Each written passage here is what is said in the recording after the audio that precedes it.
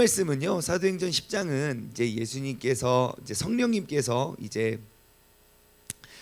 예루살렘과 온 유대 땅에 이제 예루살렘을 넘어 이제 온 유대 땅에 복음이 전파되어지는 그러한 이제 일들을 이루어 가시는 하나님의 계획을 우리는 발견할 수 있는데요. 그런데 이제 우리가 이 본문 말씀을 통해서 알 수 있는 것은 무엇이냐면 이제 하나님의 계획과 사람의 계획이 굉장히 다르다는 것입니다. 예, 하나님께서 너희가 성령을 너희에게 임하시면 너희가 권능을 받고 예루살렘과 온 유대와 사마리아와 땅 끝까지 이르러 나의 증인이 되리라 라는 이 사명은 인간이 기도한 겁니까? 하나님이 주신 겁니까? 하나님이 주신 계획이에요. 그러면 그 제자들은 항상 무엇을 기도했겠습니까? 하나님, 나로 말미암아 주님의 복음이 이 땅 가운데 전파되게 해 주옵소서. 예루살렘과 온 유대와 사마리아 땅 끝까지 이르러 정말 내가 주님의 증인이 되기를 원합니다 라고 기도를 했겠죠. 아멘입니까? 그죠? 그 사명을 받았고 명령을 직접 들었고 우리가 그렇게 기도를 하며 나아갔을 겁니다. 자, 그리고 이 사람들이 행했던 행위는 무엇입니까? 두루 다니면서 복음을 전했다는 거예요. 그런데 어디를 가고 무엇을 했는지 사실 이 사람들이 나라와 민족을 정해놓고 그 꿈을 가지고 나아갔던 게 아닙니다. 당한 것은 핍박이요, 핍박 당함이 무서워서 그냥 도망갔을 뿐이에요. 하지만 중요한 건 무엇입니까? 내가 어디에 가든지 간에 나는 내게 맡겨주신 사명, 오늘 본문 말씀에 기록되어 있는 우리는 유대인 땅과 예루살렘에 그가 행하신 모든 일들에 대한 증인이다. 그냥 두루 다니면서 그 예수님이 하나님의 아들이심을 증거하였습니다. 그런데 제자들 입장에서는 내가 무슨 막 원대한 꿈을 꾸며 하나님 전 세계 열방 민족 이런 거 안 했어요. 그냥 나에게 주어진 환경 속에서 내가 만난 예수님을 증거할 뿐이었습니다. 하나님이 옮겨주셨고 하나님이 도망가게 하셨고 하나님이 만나게 하셨을 뿐이에요. 하지만 나의 그 작은 순종에 의해서 오늘 본문 말씀, 여러분, 베드로가 이 말을 전할 때에 성령이 말씀 듣는 모든 사람들에게 내려오셨고 다시 한번 그곳에 성령 충만의 역사, 그 기적, 그 간증이 이제는 예루살렘에 모여있는 예루살렘 교회 성도들을 위한 이벤트가 아니라 온 유대에 있는 사람들, 이방인들에게도 그러한 놀라운 역사가 일어났다는 것입니다. 여러분, 하나님의 말씀, 하나님의 꿈을 꾸고 우리가 순종하는 건 정말 어려운 일이 아니고 불가능한 일도 아닙니다. 하나님께서 꿈꾸시고 계획하신 일이 있다면 하나님은 그 꿈을 이루어 가실 거예요. 지금도 끊임없이 변치 않고 그것을 이루어 가실 거예요. 그것을 이루어 갈 때에 우리가 그 하나님께 우리가 기도하고 꿈꾸고 우리가 바라는 우리의 욕심이 없다면 여러분, 주님께서 내게 맡겨주신 이 하루하루를 살아갈 때 우리가 순종하며 기쁨으로 우리가 내게 맡겨진 사람과 그런 상황들 속에서 우리가 나아갈 수 있는 믿음의 사람이 되기를 소망합니다. 나는 원대한 꿈이 있기 때문에 이런 거 그냥 안 해. 그냥 난 지금 내 꿈은 지금 전 세계에 지금 열방에, 여러분, 그런 거 절대 아닙니다. 주님의 제자들을 보십시오. 하나님이 환상 중에 베드로에게 보내주시고 또 고넬료에게 보여주세요. 그것이 뭔지도 몰라요. 그 사람 이름도 모르고 그 사람 출신도 모르고 아무것도 몰라요. 뭐지? 뭐 부정한 것이 내려와서 먹으라고 했는데 너 이거 어떻게 먹어요? 아무도 안 먹는데 나도 안 먹고 다도 안 먹고 아무도 안 먹는데 그걸 나보고 왜 먹으라고 그래요? 뭐지? 하고 있는데 그 사람들이 왔어요. 2명 환상 중에 봤는데 내가 따라가리다. 어디로 갑니까? 이방인인데요. 되게 좋은 사람이에요. 그 따라가요. 그 만났어요. 고넬료랑 만나가지고 뭐라 합니까? 나를 왜 불렀어? 나도 몰라요. 그냥 환상 중에 그냥 해가지고 그냥 그래서 불러왔어요. 빨리 말씀 좀 해주세요. 그러면서 베드로가 하는 말이 그래요. 자, 34절입니다. 베드로가 입을 열어 말하되 내가 참으로 하나님은 사람을 외모로 보지 아니하시고 각 나라 중 하나님을 경외하며 의를 행하는 사람들은 다 받으실 줄 깨달았도다. 그래요. 지금 베드로가 새롭게 깨달은 것이 무엇입니까? 각 나라 중 하나님을 경외하며 의를 행하는 사람들은 뭐를 깨달았어요? 다 받으시는 줄을 깨달았도다. 그래요. 원래 그 전에는 뭘 어떻게 알고 있었는데요? 예, 이방인들에게는 복음이 전파될 수 없다는 것을 알고 있었어요. 그거는 지금까지 이스라엘 역사에 모두에게 심겨져 있던, 모두가 알고 있던 명확한 사실이었어요. 그런데 그 초대교회의 뭡니까? 지금 초대 교황, 한마디로 베드로가 초대 교황이에요. 지금 기독교 역사의 일대 교황. 예, 그 일대 그냥 진짜 교회의 아버지라 불리는 베드로가 깨달은 게 있어요. 그게 뭐냐? 하나님은 하나님을 경외하며 의를 행하는 모든 사람들을 다 받으시는구나.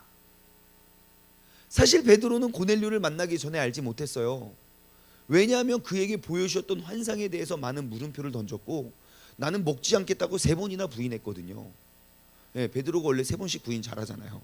예수님을 알지 못한다고 쌍욕을 해가면서 여러분 예수님을 배반하십니다.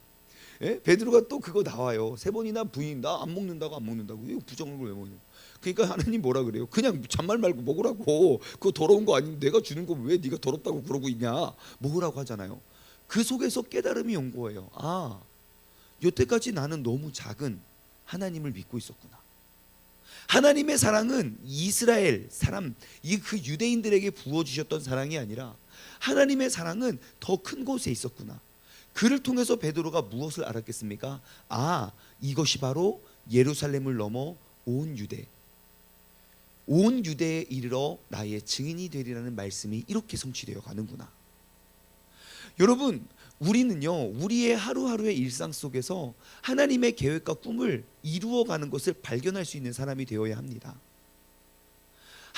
내가 신앙생활을 오래 해왔더라도 하나님의 뜻이 무엇인지, 하나님의 계획이 무엇인지, 나를 통하여 이루시고자 하시는 일들이 무엇인지 우리가 발견하지 못한다면, 여러분, 우리는 그 충만한 그 열정을 잃어버릴 수밖에 없습니다. 반대로 나는 무엇을 해야 될지 알지 못하지만 그냥 그때그때 내가 만난 사람에게 복음을 전하고 하나님을 증거하고 내가 나아가고, 그리고 그러한 간증들, 크고 작은 간증들을 우리가 만들어 감을 통하여 나에게 없었던 그 하나님의 원대한 꿈을 우리는 얻게 되는 줄 믿습니다. 여러분, 사람들은 항상 사람을 외모로 봅니다. 하지만 하나님께서는요, 사람을 외모로 보지 아니하시고 2가지를 봅니다. 너가 하나님을 경외하느냐, 그리고 그 경외함에 따른 의로운 행동을 하느냐. 자, 하나님을 경외하는 건 무엇입니까? 내 마음 속에서 하나님을 우러러 하나님을 두려워하는 것이죠. 내가 하나님을 존경하고, 그 존경이라는 단어가 너무 작고 약한 표현이지만 하나님 앞에 온전히 엎드리는 내 마음의 자세라고 할까요? 그렇다면 의의 행함은 무엇입니까? 우리의 행동입니다. 다시 말해, 우리가 마음속으로 우리가 하나님을 경외한다. 여러분, 하나님을 경외한다라는 말, 여기에 기록되어 있는 이 경외라는 단어 말고 다른 단어로 뭐라고 설명할 수 있겠습니까? 경외라는 단어 말고 하나님을 경외하는 마음을 한번 표현해 보십시오. 뭐라고 할 수 있겠습니까? 하나님을 사랑한다고요? 하나님, 사랑이랑 뭔가 좀 느낌이 다른 것 같아요. 사랑이랑은 좀 달라요. 이 경외, 뭐가 있을까요? 네? 자, 집사님, 경배. 비슷해요. 다른 단어. 예, 그렇습니다. 아무튼 여러 개 있습니다. 제가 각 나라 중에 하나님을 경외한다. 이게 우리가 알고 있는 그런 단어가 맞지만, 지금 이 문맥 속에서 베드로에게 있어서 하나님을 경외함에 다른 표현을 말하면, 지금 베드로는 이방인들에게는 복음을 전할 수 없고 그 부정한 음식을 먹으면 안 된다는 생각을 하고 있었어요. 근데 와서 고넬료를 보니 진짜 하나님을 경외하고 하나님을 사랑했고, 그리고 아름다운 그런 의를 행하면서 살아왔던 그 사람의 모습을 보고 베드로가 깨달은 게 뭐예요? 모든 사람들을 다 받으시는 줄을 내가 깨달았다 그래요. 다시 말해, 이 경외라는 단어를 저는 순종이라고 보여지더라고요. 이미 내가 알고 있던 고정관념 속에 하나님 어떻게 이루실 수 있습니까? 지금까지 우리에게 보여주셨고 우리가 행하고 우리가 믿고 따라왔던 그런 모든 것들이 있는데 왜 그런 모든 것들을 한 번에 무너뜨리십니까? 라고 하나님께 대들지 않고요, 그 순간 순종해요. 하나님의 계획이 여기에도 있구나. 여러분, 하나님께서는요 항상 우리의 마음과 우리의 행동을 테스트하십니다. 이것은 베드로이기 때문에 시험하시고 나이기 때문에 안 하는 것이 아니라 하나님의 말씀을 내가 순종할 수 있느냐, 내가 그 말씀대로 의로운 행함을 행동할 수 있느냐, 하나님은 쉼없이 우리를 점검하십니다. 여러분, 우리가 그 점검에서 승리하길 소망합니다. 오늘 이 시간 내 마음을 다시 한번 점검했으면 좋겠습니다. 내가 하나님의 말씀에 쓰임받기 위해서 나는 하나님의 말씀에 순종하고 있는가? 새벽마다, 그리고 우리는 또 새벽의 용사들이니까요, 새벽마다 그리고 하루 종일 내가 묵상하고 내가 듣고 내가 깨달은 말씀대로 내가 하루하루 실천하고 순종하며 나아가고 있는가? 내가 그 하나님을 경외함이 무엇입니까? 엎드림이잖아요. 종이란 말입니다. 종이 할 수 있는 건 아무것도 없어요. 주인이 시키는 말, 그 명령대로 따르는 거예요. 그냥 순종하면 됩니다. 하나님의 마음이, 그러니까 나의 주인의 마음이 어디 있으며 내가 그를 경배하고 그를 존경하고 그를 경외하고 그 앞에 엎드린 자로서 내가 그분께서 행하실 일들을 내가 먼저 앞다투어 하는 그러한 의로운 행함 속에 여러분, 우리의 하루하루가 더 점점 쌓여질 수 있는 믿음의 사람 되기를 소망합니다. 이렇게 순종하였더니 어떠한 열매가 맺습니까? 아까 우리가 읽어보았던 44절, 베드로가 이 말을 할 때에 성령님의 말씀을 듣는 모든 사람, 성령님께서 말씀 듣는 모든 사람들에게 내려오셨어요. 그리고 46절, 이는 방언을 말하고 하나님의 높임을 들음이러라. 그런 놀라운 성령 충만의 역사가 이제 그 부흥의 역사가 이제는 그 안에 예루살렘 안에 머물러 있던 게 아니라 이제 그 고넬료라는 그 의롭고 하나님을 경외했던 사람들 안에서도 이루어지게 된 줄 믿습니다. 하나님께서 내게 맡겨주신 고넬료는 누구입니까? 하나님은 베드로만을 통해서 그 성령의 역사를 이루시지 않습니다. 내가 만난 적도 없고 친하지도 않고 나랑 다른 삶의 배경 속에서 살아왔던 이방인과 같던 고넬료, 여러분, 내 주변을 한번 돌아보십시오. 우리가 뭐 출신은 다르고 교회는 다르고 뭐 여러 가지 다를 수 있지만 정말 그와 내가 하나 되어서 다시 한번 그 성령의 뜨거운 역사를 불일 듯 일으킬 수 있는 그러한 믿음의 동력자를 통하여 하나님께서는 역사하실 줄 믿습니다. 베드로가 갑자기 설교 부탁을 받아요. 베드로가 어떻게 합니까? 베드로는 무슨 이야기를 들으러 간 것처럼 나를 왜 불렀어? 그랬는데 갑자기 여기서 빨리 말씀을 전해주세요 그래요. 그리고 막 그 설교가 얼마나 좋았는지 저 밑에 오늘 48절 보니까 베드로에게 그들이 베드로에게 제발 며칠만 더 머물러 주세요. 그러니까 한 번 집회가 몇 박 며칠 집회로 지금 연장이 됐어요. 부흥회가 이제 갑자기 연장이 됐는데 여러분, 베드로는 어떻게 부흥회 설교 준비를 하고 갔습니까? 가서 하기 시작했습니까? 항상 보면 베드로가 뭐 설교 준비했다는 이야기는 없어요. 항상 보면 갑자기 막 기도하던 중에 갑자기 막 우라통이 막 치밀어 올라서 일어나서 니들이 예수 다 잡아 죽였어 막 갑자기 화를 막 혼을 내고, 그리고 막 뭐 또 안진뱅이 일으켜가지고 막 또 그러니까 갑자기 사람들 몰리니까 막 또 설교하고, 그죠? 느닷없이 환상 중에 지금 고넬료 집에 갔더니 설교해달라고. 근데요, 베드로의 설교를 보면 하나의 공통점이 있습니다. 뭔지 아십니까? 딱 메시지가 하나예요. 포인트 뭔지 아십니까? 예수 그리스도. 내가 어디 가서 누구를 만나던 우리가 십자가에 못 박았던 그 예수 그리스도를 우리가 기억하자는 거예요. 이번에 묵상을 통해서 새롭게 발견한 놀라운 사실은요, 여러분 39절 40절 말씀 한번 볼게요. 우리는 유대인의 땅과 예루살렘에서 그가 행하신 모든 일의 증인이다. 그러니까 그 유대 땅과 예루살렘에 있는 그가 행하신 모든 일들의 우리가 증인이다. 그들이 나무에 달아 죽였으나, 자, 예수님을 나무에 달아 죽였으나 하나님이 사흘 만에 살리사 나타나시되, 그래요. 나무에 달아 죽었지만 하나님이 그를 살리사 나타내셨대요. 여러분 사도행전 9장에 보면 하나님 이제 그 사도 바울이 예수님을 만나는 장면이 나와요. 하나님이 그 예수님께서 그 바울을 확 둘러 엎어서 바울이 확 땅에 엎드려진 다음에 베드로가 정말 중요한 질문을 합니다. 우리 신앙생활에 있어서 가장 중요한 질문, 그것이 무엇입니까?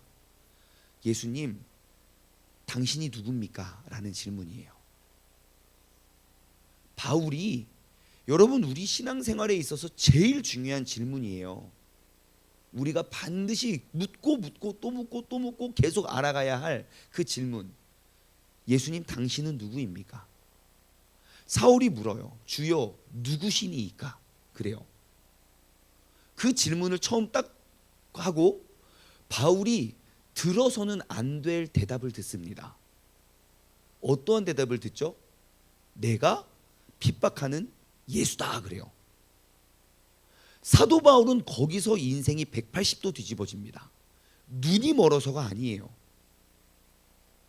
내가 늘 궁금했던 나의 구원자가 누굽니까? 라는 질문에 대해서 내가 들어서는 안 될 답을 들어요. 왜냐? 내가 아는 예수는 나무에 달려 죽었거든요. 그래서 그 죽은 자를 자꾸 사람들이 우리의 구원자라고 말하니까 그래서 그게 용납이 되지 않고 그래서 화가 삭혀지지 않아서 예수를 구원자라고 믿는 모든 사람들을 다 잡아 죽이겠다는 마음을 가지고 있던 사람이거든요. 근데 그렇게 십자가에 달려 죽어 있던 사람이 나에게 대답하는 거예요. 나는 내가 핍박하는 예수다. 여러분 그 예수 그리스도의 한마디 음성에 사도 바울의 인생이 그렇게 뒤집어집니다. 나는 모든 사람이 원망하고 저주하고 나를 죽이고 싶어하는 사람의 길을 택해요. 왜요? 그것이 사실이기 때문이에요. 만약에 내가 예수님을 배워서 알았다면, 배워서 알은 예수님이라면 여러분 배움에도 지침이 있지요. 내가 거짓말에도 한계가 있지요. 어디까지 언제까지 거짓말하겠습니까? 그런데 내가 당연히 죽었어야 될, 영원히 다른 사람의 모든 이야기는 다 들어도 내가 그 예수라는 사람의 이야기 목소리를 들어서는 안 될 그 목소리를 듣는 순간 사울은 완전히 다른 인생의 시작이 되었어요. 그로부터 며칠 후 항상 쫓겨다니고 내가 사울이 죽기만을 간절히 바라며 금식했던 사람들이 40여 명이나 되었어요. 그래도 그는 거기에 눌려 있는 것이 아니라 당당히 예수는 살아계신 하나님의 아들이고 우리의 구원자가 되신다고 그는 증거했단 말입니다. 여러분 그럼 오늘 나에게 한번 물어보시죠. 여러분에게 있어서 예수님은 누구십니까? 힘들고 어려울 때 잠깐 계시다가 안 계시는 그분이 아니라 정말 죄와 사망으로부터 다시 일어나 죽어있던 나에게 일으켜 세우신 그 예수님의 은혜가 내 안에 머물러 있기를 주님의 이름으로 간절히 소망합니다. 주님께 또 물었으면 좋겠어요. 주님은 누구십니까? 우리가 그렇게 끊임없는 그러한 질문 속에 내 안에 말씀하시는 그 주님의 음성, 하나님이 누구신지 여러분 묻고 또 찾고 찾으면 찾을수록 내가 지금껏 알지 못했던 그 주님의 놀랍고 위대하신 사랑과 그 놀랍고 위대하신 역사가 우리들의 삶 가운데 들려지게 될 줄 소망합니다. 우리가 구하고 찾고 두드리면 주님께서는 끊임없이 가르쳐 주십니다. 내가 그 주님을 다시 한번 인격적으로 경험하고 찾기 위해서 우리가 오늘 하루 동안 다시 한번 예수님은 누구시고 어디에서 계시고 지금 나에게 이 하루를 통해 요구하시는 건 무엇이며 내가 어떻게 할 때 그 주님을 더욱더 알아갈 수 있는지 여러분 계속 찾으십시오. 그럼 주님께서 말씀하십니다. 목사님 근데 어떻게 말씀하세요? 하나님 목소리가 어때요?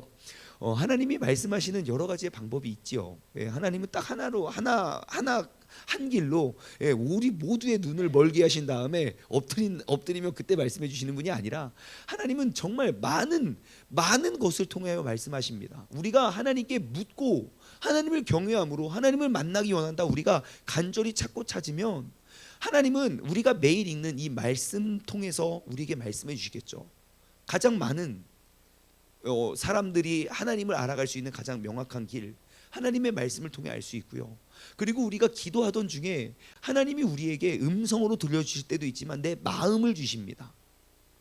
이거 내 마음이 아닌데 나 자꾸 왜 그 사람이 자꾸 생각나는지 몰라. 마음을 주세요. 혹은 나의 마음을 바꾸어 주시겠죠. 내가 미워하는 사람을 위해 기도할 때 그 미움이 그냥 누그러진다든지, 예수님도 기도할 때 그러잖아요. 하나님, 할 수 있다면 이 잔을 내게서 넘기시옵소서, 지나가게 하옵소서. 3번이나 기도해서 응답이 뭡니까? 내 마음이 바뀌어진 거예요. 내 뜻으로 하나님을 바꾼 게 아니라 하나님의 뜻을 내가 받아들일 수 있도록 내 마음을 바꾸죠. 기도하던 중에 우리는 그 하나님의 음성, 하나님의 마음을 얻을 수 있고요.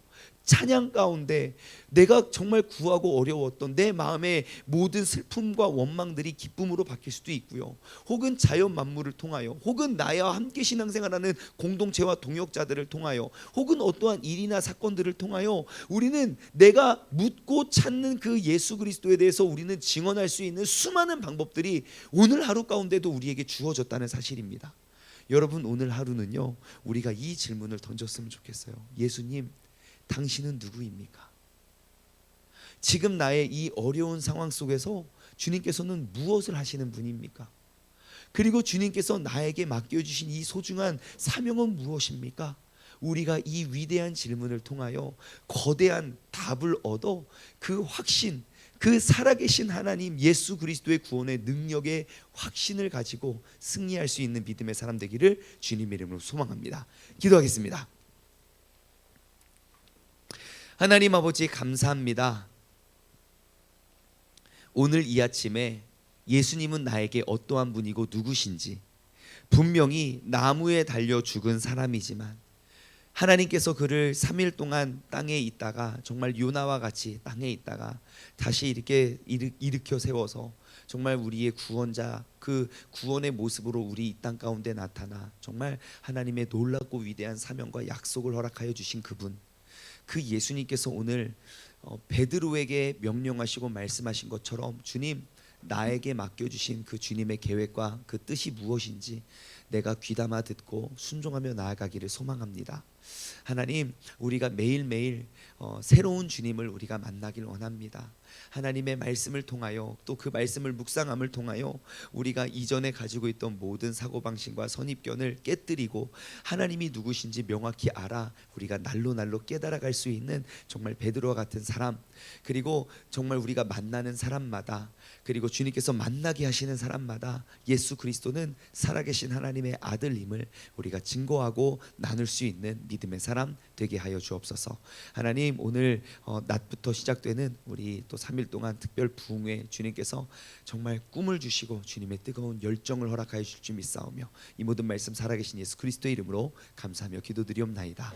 아멘.